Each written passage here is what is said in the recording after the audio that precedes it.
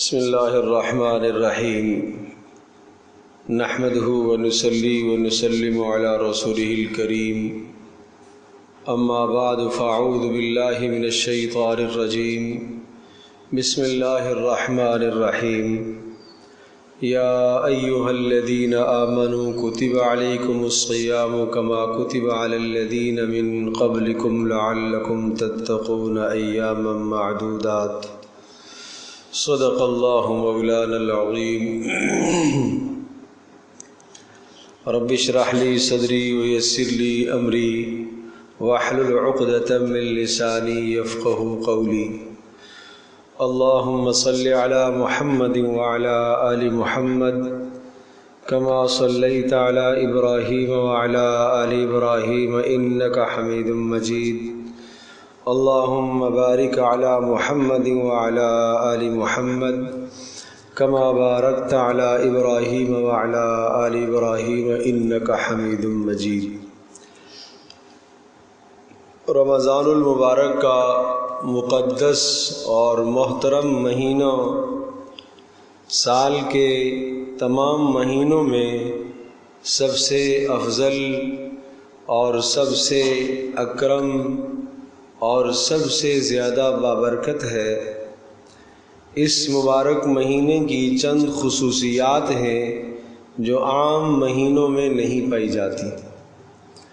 مثلاً حدیث پاک میں ہے کہ یہ مہینہ شروع ہوتے ہی اللہ تبارک و تعالی جنت کے دروازے کھلوا دیتا ہے اور جہنم کے دروازے بند کروا دیتا ہے۔ معنی یہ ہوا کہ جو آدمی ذرا سی بھی کوشش اور محنت کرے تو وہ اپنے لیے جنت کا سامان بنا سکتا ہے، اور جو محنت نہ کرے، کوشش نہ کرے تو اس کے لیے تو بہرحال پھر جہنم ہی ہے۔ یہ ایسا ہی ہے جس طرح سے ہم اپنی زبان میں یہ کہتے ہیں کہ آپ ہمارے پاس جب تشریف لائیں آپ کے لیے دن رات دروازے کھلے ہوئے ہیں۔ اب دن رات دروازے نہیں کھولے جاتے، مگر ہر آدمی کا جس کو آپ نے یہ جملہ کہا ہے اس کا آنا ہر وقت آپ کے لیے اور آپ کے اہل خانہ کے لیے انتظار کا سبب ہے۔ آپ منتظر رہتے ہیں کہ کب آ جائے، اس لیے کہ آپ کا اس سے تعلق ہے۔ اللہ جل جلالہ کا بھی اپنے بندوں سے ایسا تعلق ہوتا ہے، ایسی محبت ہوتی ہے کہ اللہ تبارک تعالیٰ بھی یہ چاہتا ہے کہ جو میرا بندہ وہ جنت میں داخل ہونا چاہے اس کے لیے جنت کے دروازے کھول دیے گئے ہیں۔ نمبر 2، ارشاد فرمایا کہ اس مبارک مہینے میں شیاطین کو جھکڑ لیا جاتا ہے، لہذا سرکش اور گمراہ کرنے والے شیاطین وہ جھکڑ لیے جاتے ہیں تاکہ روزے داروں کے روزوں کو وہ خراب نہ کرے۔ تو معلوم یہ ہوا کہ اللہ پاک کی جانب سے یہ انعام اور اکرام ہوتا ہے اور یہ انتظام ہوتا ہے کہ کسی طرح سے اہل ایمان روزہ رکھ کر اپنے آپ کو جنت کے مستحق قرار دیں اور جہنم کے عذاب سے اپنے آپ کو بچا لیں۔ نمبر 3، ارشاد فرمایا کہ اس مبارک مہینے میں اللہ تبارک تعالیٰ ایمان والوں کی نیکیوں کی قیمت کو بڑھا دیتا ہے۔ کس طرح سے؟ ایک نفل جب بندہ ادا کرتا ہے وہ نفل فرضوں کے برابر ہو جاتا ہے، اور ایک فرض 70 فرضوں کے برابر ہو جاتا ہے۔ تو یہ گویا کہ اعمال کی قیمت بڑھ گئی ہے۔ ایک حدیث میں یوں ارشاد فرمایا کہ انسان کے اعمال کو اللہ تبارک تعالی ہر عمل پر 10 گنا ثواب عطا فرماتا ہے، اور یہ 10 گنا سے لے کر 700 گنا تک ثواب ملتا ہے۔ مگر فرمایا کہ روزہ وہ عبادت ہے کہ جو اللہ تبارک تعالی نے اپنے لیے مختص کر لی ہے، فرمایا کہ یہ روزہ میرے لیے ہے اور میں خود ہی اس کا بدلہ دوں گا۔ اس مبارک عمل کا بدلہ اللہ تبارک تعالیٰ خود عطا کرتا ہے، تو یہ ایک خصوصیت ہے۔ نمبر 4، ارشاد فرمایا کہ اس مبارک مہینے میں ایک ایسی رات ہے جو 1000 مہینوں سے بڑھ کر ہے، اور وہ رات اگر کسی سعادت مند شخص کو مل جاتی ہے، اس میں وہ قیام کر لیتا ہے، اس میں رات کو جاگ کر اللہ کی عبادت کر لیتا ہے، تو ایسا ہے جیسا کہ اس نے اپنے نامہ عمل میں 83 سال کی عبادت کو درج فرمایا۔ اور نمبر 5، ایک اعزاز اس مہینے کا، اس مبارک مہینے کا یہ ہے کہ اللہ کی طرف سے فرشتوں کا نزول ہوتا ہے، اور وہ فرشتے سحر کے وقت بھی اور افطار کے وقت بھی روزے داروں کی دعاؤں پر آمین کہتے ہیں۔ روزے داروں کی دعائیں قبول ہوتی ہیں اور روزے داروں کی دعاؤں پر آمین کہتے ہیں۔ افطار اور سحر کے وقت ملائکہ اترتے ہیں۔ اور نمبر 6، ایک اعزاز یہ دیا گیا ہے کہ یہ مبارک مہینہ ایسا ہے کہ جب بندہ اس میں روزہ رکھتا ہے اور افطار سے پہلے اس کے منہ سے نکلنے والی جو بو ہوتی ہے وہ اللہ کے نزدیک مشک اور عنبر سے بھی زیادہ قیمتی ہے۔ یہ اعزاز اور اکرام اس مہینے کا ہے، اور یہ اس مہینے کے علاوہ کسی اور مہینے میں یہ فضیلتیں نہیں اللہ نے جمع فرمائی۔ یہ سارے کے سارے فضائل اور یہ سارے کے سارے آداب اس مبارک مہینے میں ہیں۔ اب اس مبارک مہینے کو ہم کیسے گزاریں اور کس طرح سے گزاریں اور کن اعمال کے ساتھ ہم گزاریں؟ پہلا عمل ہے روزہ۔ اس مبارک مہینے کا پہلا عمل ہے روزہ، اور روزے میں نیت کا ہونا ضروری ہے۔ انما الاعمال بالنیات، کہ انسان کے اعمال کا مدار آدمی کی نیت پر ہوتا ہے۔ ایک ہے اچھی نیت، ایک ہے بری نیت، اور ایک ہے بے نیت ہونا۔ آج کل اکثر و بیشتر مجمع بے نیت ہے، خیال ہی نہیں ہے صبح سحری کے وقت کہ یہ ہم کام کیوں کر رہے ہیں، یہ ہم کیا عمل کر رہے ہیں، کوئی ذہن میں خیال ہی نہیں ہے، بلکہ نیت یہ کرنی چاہیے، یہ خیال کرنا چاہیے کہ میں اللہ کی رضا کے لیے روزہ رکھ رہا ہوں۔ یہ نیت کرنی چاہیے اور اللہ سے دل میں دعا بھی مانگنی چاہیے، اے اللہ روزے کے ذریعے سے تقوی حاصل ہوتا ہے، گناہوں سے بچنے کی صلاحیت پیدا ہوتی ہے، اے اللہ اس مبارک روزے کے ذریعے سے مجھے تقوی کی دولت عطا فرما۔ نمبر 2، یہ نیت کرنی چاہیے کہ اے اللہ روزے کے ذریعے سے آدمی کے گناہ معاف ہوتے ہیں، اے اللہ میرے گناہوں کو معاف فرما۔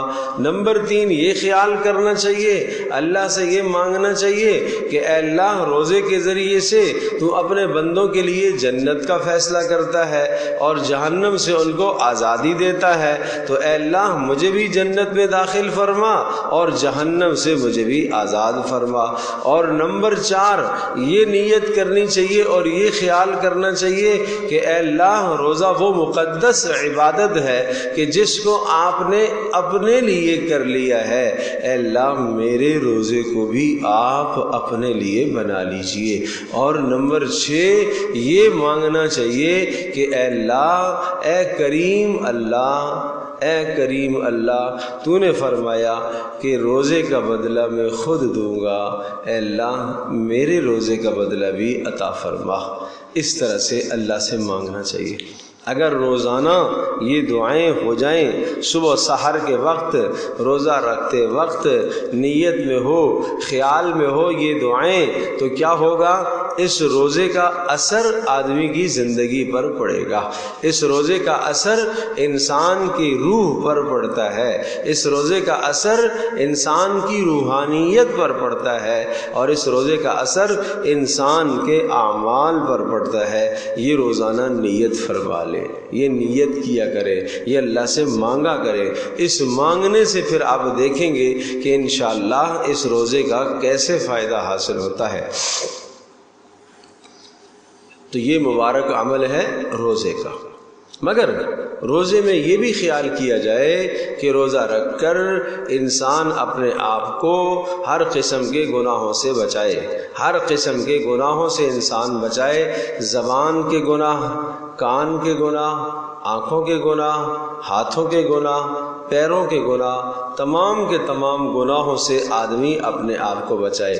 یہ حدیث آپ نے سنی ہے، پیارے رسول صلی اللہ تعالیٰ علیہ وسلم نے ارشاد فرمایا کہ جو آدمی آپ کے ساتھ الجھے روزے کی حالت میں تو آپ صاف صاف کہہ دیں کہ میں روزے دار ہوں۔ معنی کیا ہوا کہ اگر آپ سے کوئی جھگڑا کرے، کوئی بحث مباحثہ کرے، کوئی گالی دے اور برا بھلا کہے تو آپ صاف صاف کہہ دینا کہ بھائی میں تو روزے دار ہوں، میں یہ کام نہیں کر سکتا، میں لڑائی نہیں کر سکتا۔ پتہ چلا کہ روزے میں لڑنا نہیں ہے، پتہ چلا کہ روزے میں گالی نہیں دینی ہے، پتہ چلا کہ روزے میں غصہ بھی نہیں دکھانا ہے، پتہ چلا کہ روزے میں ہاتھ بھی نہیں اٹھانا ہے۔ یہ روزے کا تقاضا ہے۔ تو روزے کو ان تمام کے تمام تقاضوں کے ساتھ آدمی جب پورا کرتا ہے تو پھر یہ روزہ بخشش کا ذریعہ ہے، اور پھر یہ روزہ گناہوں کی معافی کا اور جنت میں داخلے کا اور جہنم سے حفاظت کا ذریعہ ہے۔ اب دوسرا کام جو ہمیں اس مبارک مہینے میں کرنا ہے وہ ہے قیام اللیل، رات کا قیام، نماز تراویح کا اہتمام کرنا۔ نماز تراویح وہ مقدس عبادت ہے کہ اس مبارک نماز کے جو 20 رکعات کے اندر 40 سجدے آتے ہیں، ہر سجدے میں اس بندے کا اللہ سے تعلق قائم ہوتا ہے اور انسان کے درجات بلند ہوتے ہیں اور آدمی کے گناہ معاف ہوتے ہیں۔ لہذا نماز تراویح کو قطعاً ترک نہ کیا جائے۔ بہت ساری خواتین گھر میں گھریلو کاموں کی وجہ سے، گھریلو مصروفیات کی وجہ سے تراویح کو چھوڑ دیتی ہیں یا تراویح کو بہت تاخیر سے پڑھتی ہیں، اور جب بالکل نیند کا غلبہ ہو جاتا ہے اس وقت نماز تراویح ادا کرتی ہے۔ یہ درست نہیں ہے، یہ عمل ٹھیک نہیں ہے، بلکہ نماز تراویح کو اپنے وقت پر ادا کیا جائے۔ نماز تراویح کو اپنے وقت پر ادا کیا جائے، اور اس میں جتنا زیادہ آپ کو قرآن کریم یاد ہو، لمبی لمبی قرات کی جائے اور لمبے لمبے رکوع کیے جائیں اور لمبے لمبے سجدے کیے جائیں، اس لیے کہ مقصود ہے قیام اللیل، رات کا قیام کرنا۔ چلو جی جلدی سے تراویح پڑھ لیتے ہیں پھر یہ کام کریں گے، چلو جلدی سے تراویح پڑھ لیتے ہیں، نہیں بھائی کیوں جلدی سے پڑھ لیتے ہیں؟ کیا یہ پورے سال کی عبادت ہے؟ نہیں بھائی، یہ تو صرف رمضان کی عبادت ہے، 1 مہینے کی عبادت ہے، تو اس میں ہم جلدی کیوں کریں؟ اطمینان کے ساتھ، آرام اور سکون کے ساتھ نماز تراویح کو خواتین اپنے گھروں کے اندر ادا فرمائیں، اور مرد حضرات مساجد کے اندر ادا فرمائیں، یا حفاظ کے پیچھے جہاں قرآن کریم مکمل پڑھا جا رہا ہو، آرام آرام سے ٹھہر ٹھہر کر پڑھا جا رہا ہو، ایسے حفاظ کو تلاش کر کے ان کے پیچھے نماز تراویح ادا کرنے کا اہتمام فرمائیں۔ تو یہ ہے قیام اللیل۔ اور پھر اس کے بعد اللہ پاک جب توفیق دے تو سحر کے لیے جب انسان اٹھتا ہی ہے، خواتین اپنے گھر کے کاموں کے لیے اور سحری بنانے کے لیے جب اٹھتی ہی ہیں تو اس وقت 2 رکعتیں 4 رکعتیں جتنا موقع ہو مزید نماز ادا کر لے، اور پھر جب سحری بنا رہی ہوں، کھانے کا انتظام کر رہی ہیں، تو اس زمانے میں بھی، اس وقت میں بھی خواتین کو چاہیے کہ وہ لمحات دعاؤں کی قبولیت کے ہوتے ہیں، کام کے ساتھ ساتھ دعائیں بھی کرتی رہے۔ منہ زبان تو فارغ ہے، زبان کو اللہ کے ذکر میں اور اللہ کی یاد میں استعمال کریں اور دعاؤں کا اہتمام کرتے رہیں، یا اور کوئی ذکر کرتی رہیں، اپنے آپ کو فارغ ہرگز نہ چھوڑیں، اپنے آپ کو فارغ ہرگز نہ چھوڑیں۔ تو یہ بھی بہت بڑا عمل ہے، قیام اللیل، رات کا قیام کرنا۔ تیسرا کام، روزے میں جو مقدس عبادت ہے رمضان کے مہینے میں، جس سے انسان کی زندگیاں بدلتی ہیں، انسان کی زندگی پر بڑا اثر پڑتا ہے، وہ ہے صدقہ و خیرات کرنا، صدقہ نکالنا۔ اس لیے کہ اس مبارک مہینے میں جو صدقہ ہم کریں گے ایک کے بدلے میں کتنا ملے گا؟ ایک اگر نفل کریں گے تو وہ نفل فرضوں کے برابر، اور ایک فرض ادا کریں گے تو وہ 70 فرضوں کے برابر ہو جائے گا۔ لہٰذا صدقہ و خیرات، ایک تو زکوٰۃ ہے، زکوٰۃ سے ہٹ کر، زکوٰۃ تو فریضہ ہے، وہ دینی ہی دینی ہے۔ خواتین اسلام خود زکوٰۃ کا اہتمام فرمائیں، جیسے نماز ادا کرتی ہیں، جیسے اپنا روزہ رکھتی ہیں، اسی طرح سے اپنی زکوٰۃ از خود دیا کریں، خود زکوٰۃ کے دینے کا اہتمام فرمائیں۔ تاہم اگر باپ زکوٰۃ ادا کر دیتا ہے، شوہر زکوٰۃ ادا کر دیتا ہے، زکوٰۃ تو ادا ہو جائے گی، مگر از خود اپنے مال سے زکوٰۃ ادا کرنا اور نکالنا یہ افضل اور بہتر ہے، اس لیے کہ جو زکوٰۃ کے 2 فوائد ہیں نا، وہ فوائد اسی صورت میں حاصل ہوں گے۔ ایک ہے کام کا فائدہ حاصل ہونا، اور ایک ہے کام کا ہو جانا۔ کام کا ہو جانا اور کام کا فائدہ حاصل ہونا۔ مثال کے طور پر ایک آدمی وضو کرتا ہے، بلا نیت وضو کرتا ہے، اس وضو سے نماز تو ہو جائے گی، لیکن وضو کے جو ثواب ہیں وہ نہیں ملیں گے۔ وضو کا ثواب کیا ہے؟ چہرہ دھوئے تو چہرے کے گناہ دھل جائیں، ہاتھ دھوئے تو ہاتھ کے گناہ دھل جائیں، پیر دھوئے تو پیروں کے گناہ دھل جائیں، اور یہ اعضاء قیامت کے دن چمکنے لگ جائیں۔ یہ وضو کا ثواب ہے، یہ وضو کا ثواب ہے۔ اسی طرح سے زکوٰۃ کے اندر اگر خاتون از خود زکوٰۃ دیتی ہے تو فائدہ کیا ہوگا؟ دل کے اندر سے بخل نکلے گا، اور حدیث پاک میں آتا ہے کہ ایمان اور بخل یہ 2 چیزیں ایک دل میں جمع نہیں ہو سکتی۔ کیا ہوگا؟ بخل نکلے گا۔ اور دوسرا، جو فقراء اور مساکین کی حقارت دل میں ہے وہ حقارت ختم ہو جائے گی، اور فقراء اور مساکین کے ساتھ ہمدردی پیدا ہوگی، فقراء اور مساکین کے ساتھ ہمدردی پیدا ہوگی، مواسات اور غمخواری پیدا ہوگی۔ یہ ہے زکوٰۃ کے فائدے، اور یہ زکوٰۃ کے فائدے اسی صورت میں حاصل ہوں گے کہ جب خاتون خانہ اپنے مال سے از خود زکوٰۃ نکالے۔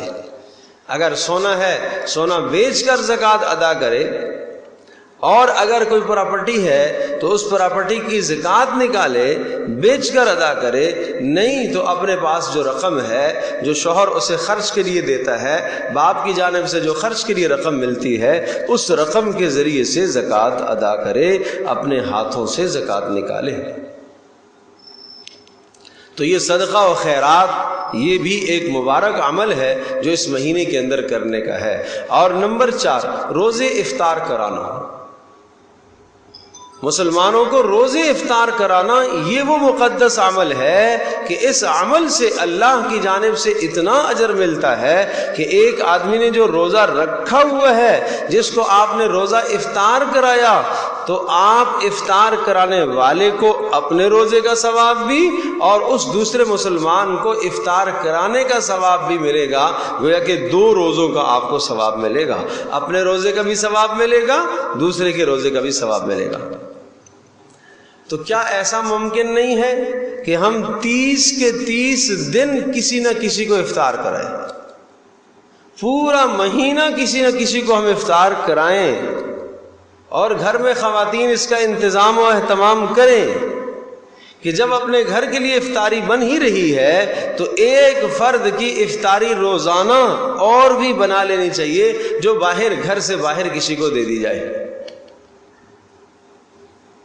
کتنا مقدس عمل ہے! اچھا، کتنا آسان اور سہل عمل ہے۔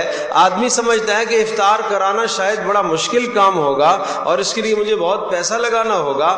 پیارے رسول صلی اللہ تعالیٰ علیہ وسلم کا دین ایسا ہے کہ جس میں ہر شخص کے لیے عمل کی گنجائش ہے۔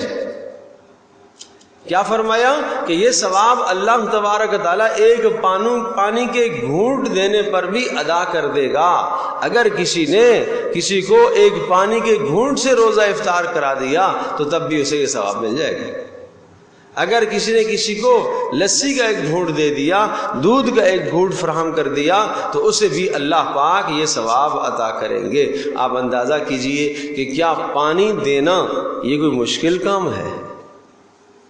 آج تو حال یہ ہو گیا کہ اگر رمضان کے مہینے میں اگر برابر والوں کے گھر میں پانی نہیں آ رہا، موٹر خراب ہو گئی یا بورنگ سے پانی سوکھ گیا، نیچے چلا گیا، ہم دینے کو تیار نہیں ہیں۔ ہمارے گھر میں پانی موجود ہے مگر ہم پڑوسی کو دینے کے لیے تیار نہیں۔ پانی تو وہ چیز ہے کہ جس کو روکا نہیں جا سکتا، جس کو ہر حال میں دیا جانا چاہیے۔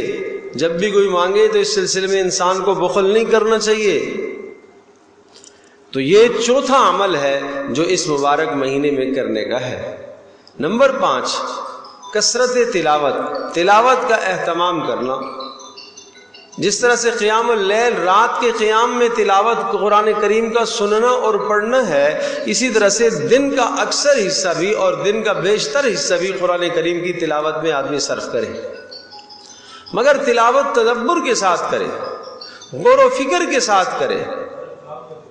جہاں رحمت کی آیات آئیں اللہ سے رحمت مانگے، اور جہاں عذاب کی آیتیں آئیں اللہ سے اس عذاب کی پناہ مانگے، اور جہاں جنت کی بات آئے اللہ سے جنت کا سوال کرے، اور جہاں جہنم کی بات آئے اللہ پاک سے جہنم کی پناہ مانگے۔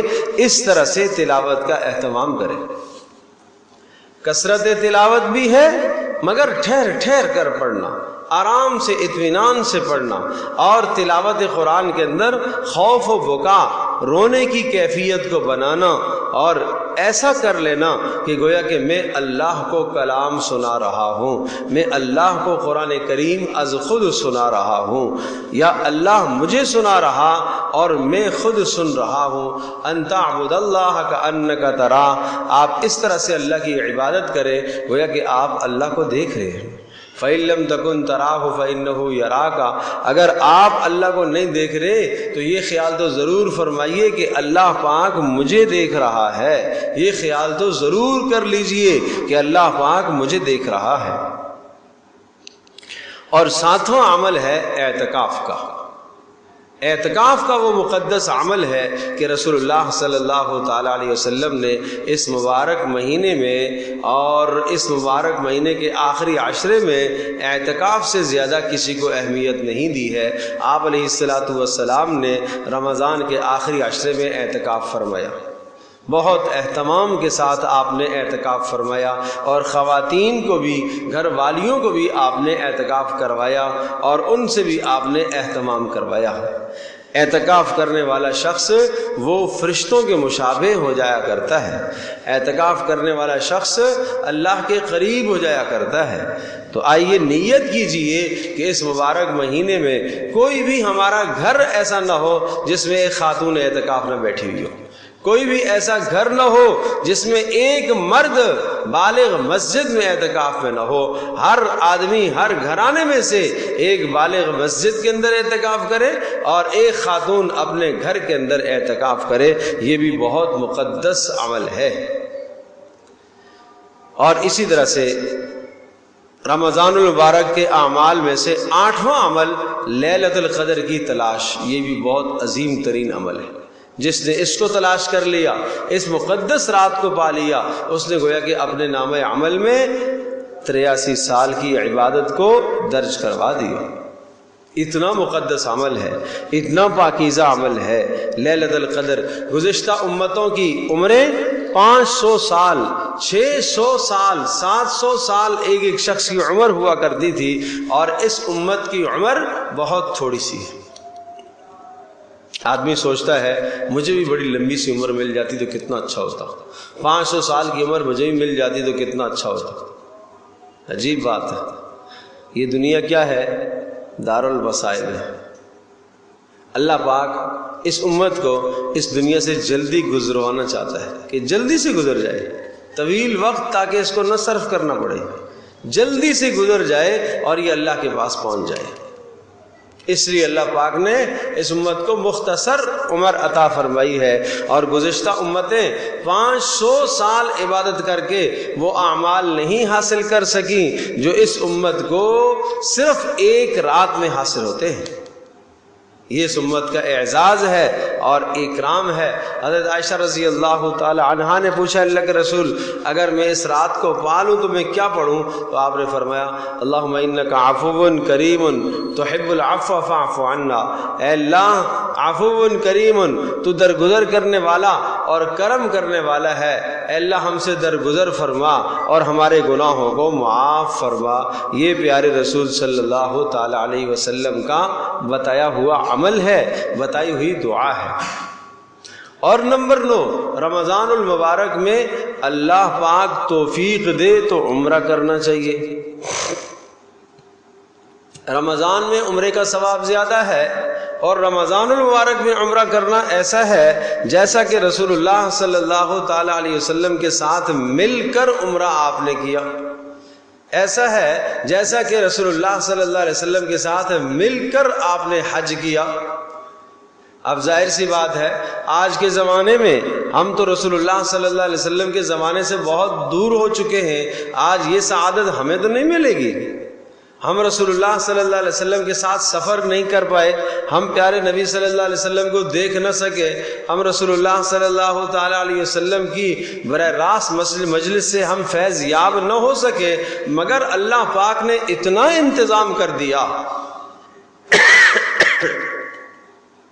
اللہ نے اتنا انتظام کر دیا کہ جو اس مہینے میں عمرہ کر لے گا ایسا ہے جیسا کہ اس نے رسول اللہ صلی اللہ علیہ وسلم کے ساتھ حج کیا یا رسول اللہ صلی اللہ علیہ وسلم کے ساتھ عمرہ کیا ہے۔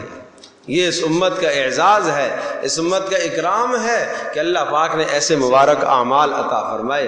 اور نمبر 10واں عمل یہ ہے کہ آدمی دعاؤں کی کثرت کرے، سحر کے وقت میں بھی، افطار کے وقت میں بھی، دن میں بھی، رات میں بھی، جب موقع ملے تو دعاؤں کی کثرت کرے۔ اور دعاؤں کی کثرت کے لیے ضروری نہیں ہے باوضو ہونا بھی ضروری نہیں ہے، دعاؤں کی کثرت کے لیے بیٹھنا بھی ضروری نہیں ہے، دعاؤں کی کثرت کے لیے ہاتھ اٹھانا بھی ضروری نہیں ہے، دعاؤں کی کثرت کے لیے مصلی بچھانا بھی ضروری نہیں ہے، دعاؤں کی کثرت کے لیے قبلے کی طرف رخ کرنا بھی ضروری نہیں ہے، بلکہ جو آدمی جس حالت میں ہے اللہ سے مانگتا رہے، اللہ سے مانگتا رہے، اللہ سے دعائیں کرتا رہے، اس لیے کہ دعا اللہ پاک کو بڑی اچھی لگتی ہے۔ الدعاء مخ العبادہ، تمام عبادتوں کا مغز ہے، تمام عبادات کا خلاصہ ہے دعا، اس لیے دعا کا اہتمام کرنا چاہیے، خوب کثرت سے دعا کا اہتمام کرنا چاہیے، اپنے لیے، اپنے کاروبار کے لیے، اپنے والدین کے لیے،